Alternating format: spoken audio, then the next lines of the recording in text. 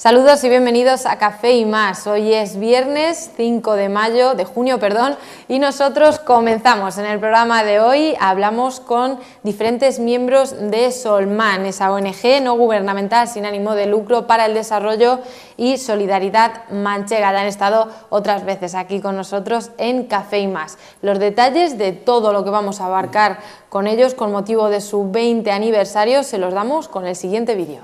En el programa de hoy conoceremos un poco más de Solman con motivo de su 25 aniversario. Solidaridad manchega con los pueblos del tercer mundo. Solman es una organización no gubernamental para el desarrollo de carácter no lucrativo que desde 1994 con sede en Ciudad Real y desde 2002 en Toledo viene trabajando para la cooperación al desarrollo de los pueblos empobrecidos del sur.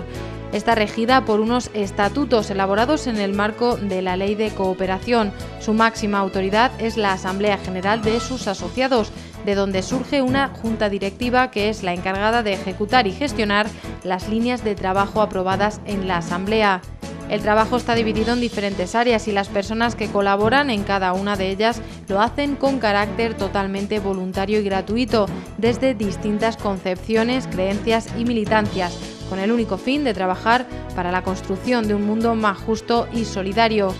Pues estos serán las líneas, las preguntas que trataremos con los diferentes miembros de Solman que nos acompañan, miembros que les voy a presentar ahora mismo. Está con nosotros Gustavo González, secretario de Solman, bienvenido. También nos acompaña Lucio García, él es el presidente de Solman, bienvenido, Lucio. Bien hallada, Cecilia. A mi izquierda está con nosotros Francisco Matas, miembro de la Junta Directiva y fundador de Solman. Bienvenido, Francisco. Hola. Y por último también nos acompaña Paula de Juan. Ella es voluntaria en Solman. Bienvenida, Paula.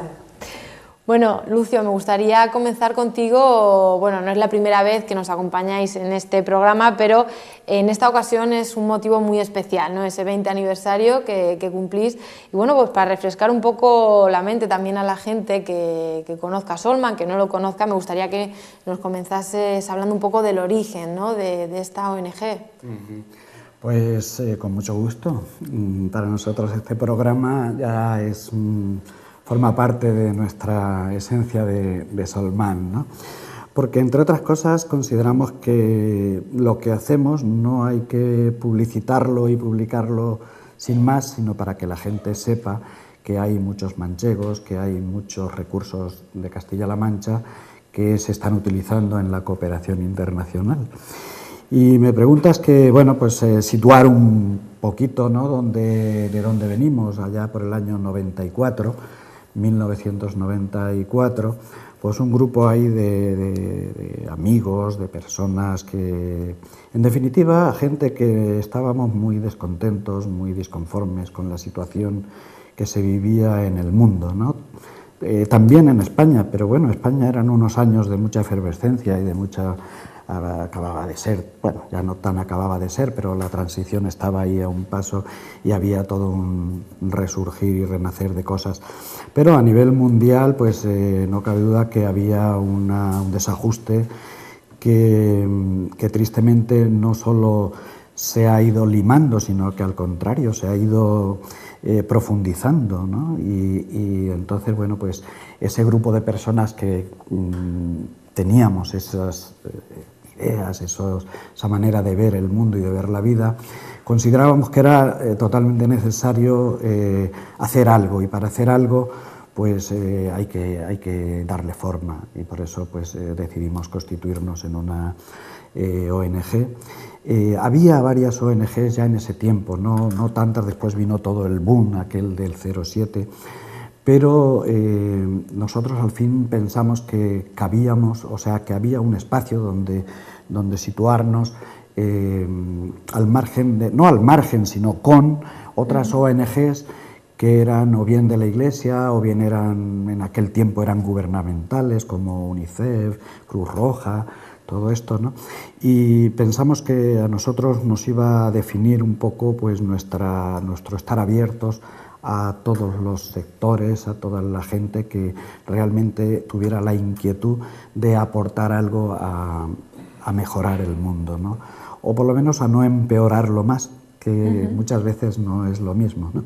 Entonces, a partir de ese año, de 1994, con 3 ejes fundamentales, decidimos constituirnos y decidimos ponernos en marcha sin mayores pretensiones, sin recursos ningunos, sin nada, pero sí con una sana intención y una voluntad bastante decidida de aportar lo que éramos y lo que teníamos, ¿no?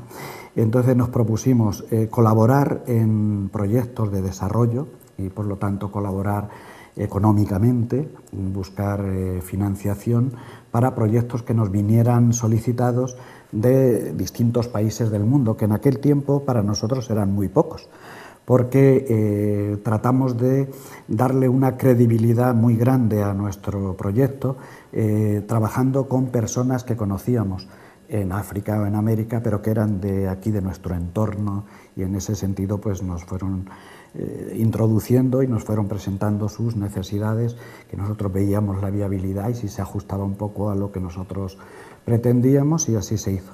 El segundo gran eje que nos propusimos trabajar fue el posibilitar que la gente, iba a decir joven, pero joven y no tan joven, pudiera asomarse en persona a esas realidades de los países del sur, ¿no? De los países empobrecidos.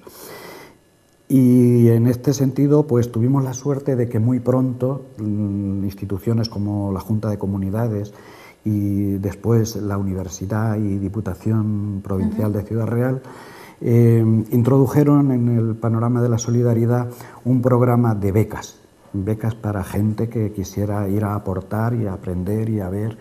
Y entonces, en ese sentido, pues el posibilitar de que desde Solman pudieran acercarse, asomarse a esos proyectos, eso es lo que le hemos llamado el proyecto o el eje de cooperantes, ¿no? Y como tercer gran eje, después si pues tenemos tiempo podemos ir, o entre los compañeros podemos ir viendo todos estos puntos. El tercer gran eje era lo que nosotros hemos llamado siempre la sensibilización, es decir, que aquí en nuestro medio manchego, en nuestro medio castellano-manchego y en todos los ámbitos en los que nos movemos cada uno de nosotros, a nivel individual y como grupo, dar a conocer esas realidades, que la gente viera, por un lado, lo que hay allí, por otro lado, lo que hay aquí y qué se puede hacer, ¿no? Porque cooperación no es caridad, no es limosna, no es dar cosas así porque sí, sino que es cooperación, es trabajo. Entonces, sensibilizarnos en ese contexto que en los últimos años, bueno, ya hace bastantes años ya decimos que es la educación para el desarrollo. Y esa palabra es muy importante, ¿no? Porque yo creo que en el norte, en el mal llamado primer mundo, estamos muy mal educados en ese sentido, ¿no? Y necesitamos saber que el mundo es de todos y que entre todos tenemos que o salvarlo o hundirlo. Hablabas, Lucio, bueno, pues que uno de esos pilares fundamentales son los proyectos de desarrollo. ¿Cómo ha sido a lo largo de estos 20 años la búsqueda de financiación, ¿no? Que también pues, es algo fundamental? Gustavo.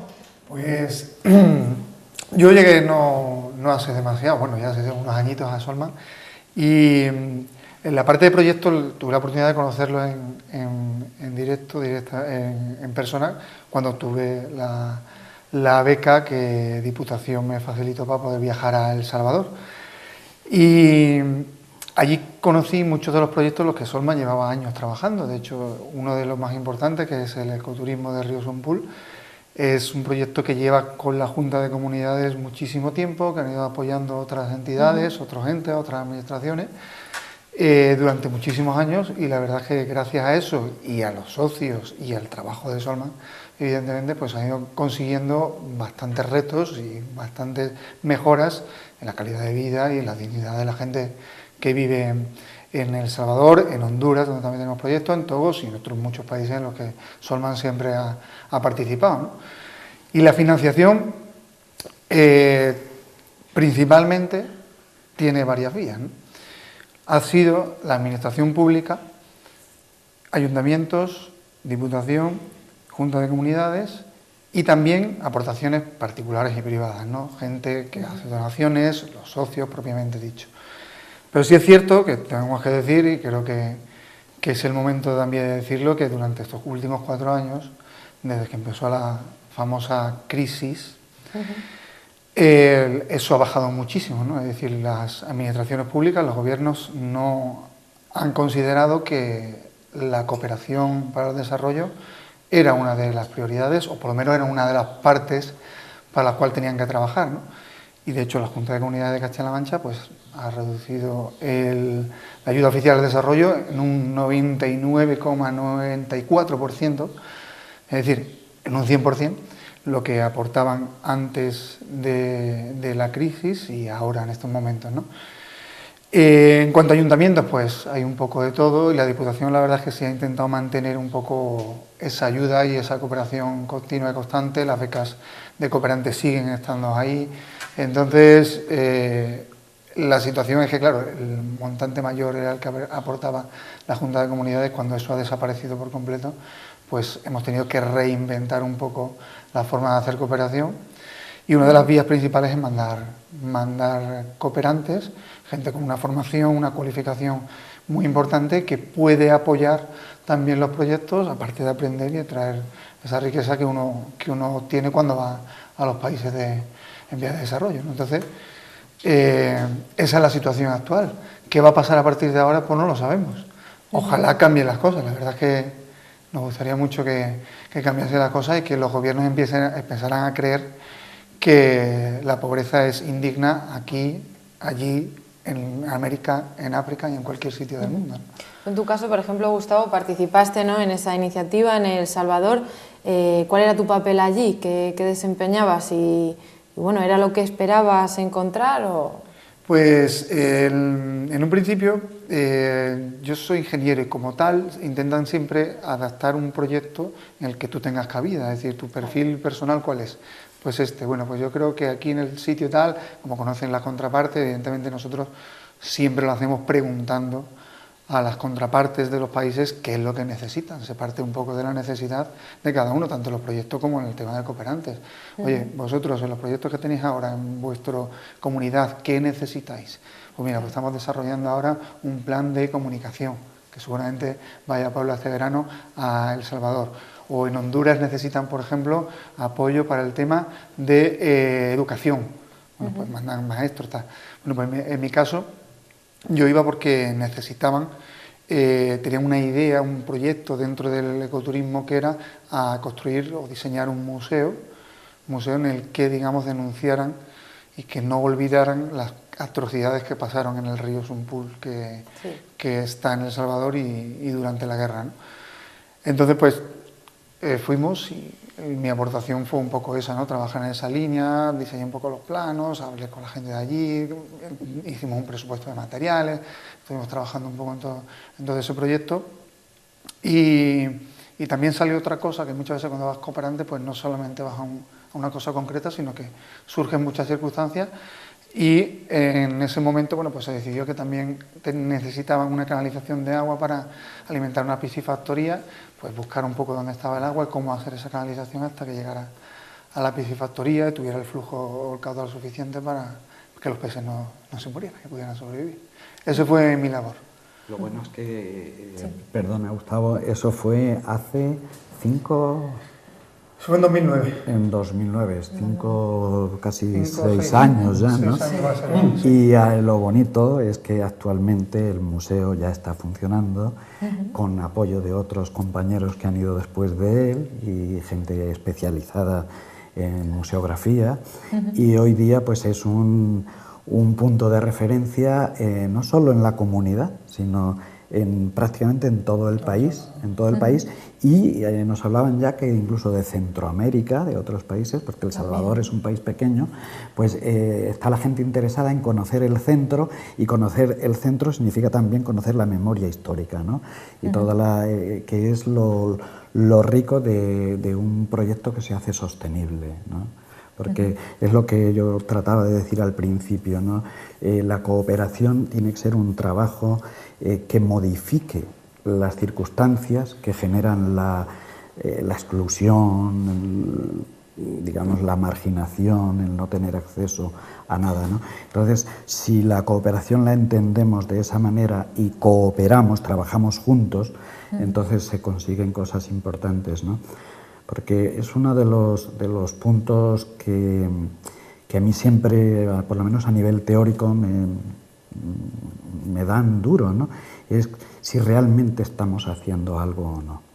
Y creo que es una pregunta que se la hace infinidad de gente, ¿no? O sea, esto de las ONGs, la cooperación, la solidaridad, todo eso suena un poco a las Happy Flowers de los 60, ¿no? Y dices, pues no.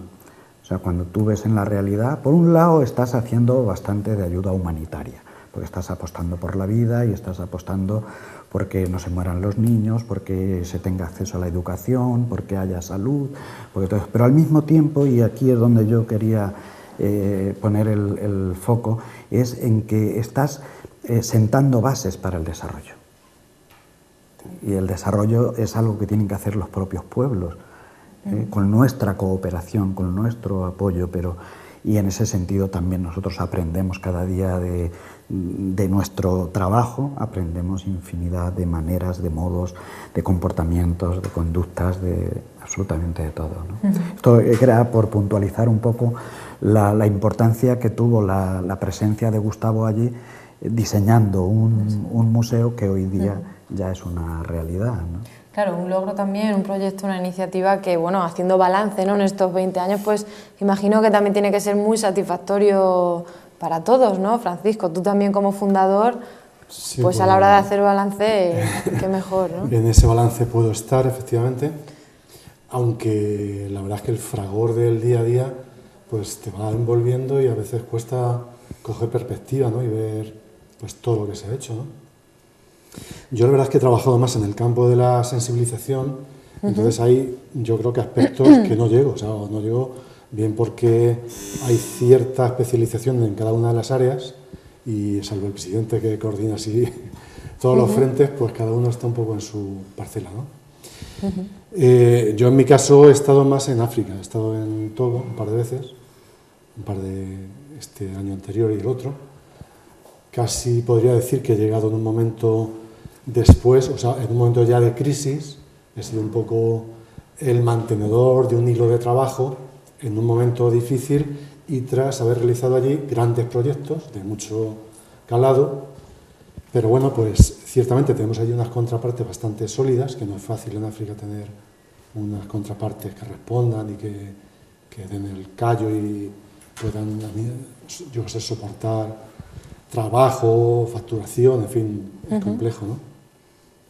Y ya te digo que por una parte esa faceta de cooperante en África y por otra el tema de la sensibilización, en lo cual sí he venido trabajando desde los 20 años, ¿no? Ya sea en el tema del cine, los ciclos de cine, tanto los del cine quijano, recogiendo la experiencia del Cine Club Municipal y de aquel otro Human, que ya si nos vamos ya casi a los 50 años. Y ciertamente el único testigo que queda en la ciudad de ese Cine Club Municipal lo hemos podido mantener y a un nivel bastante bueno, creo yo. También otra iniciativa de cine de verano que hacemos en la terraza de la biblioteca pública, ya va por la cuarta edición, Clásicos y Solidarios.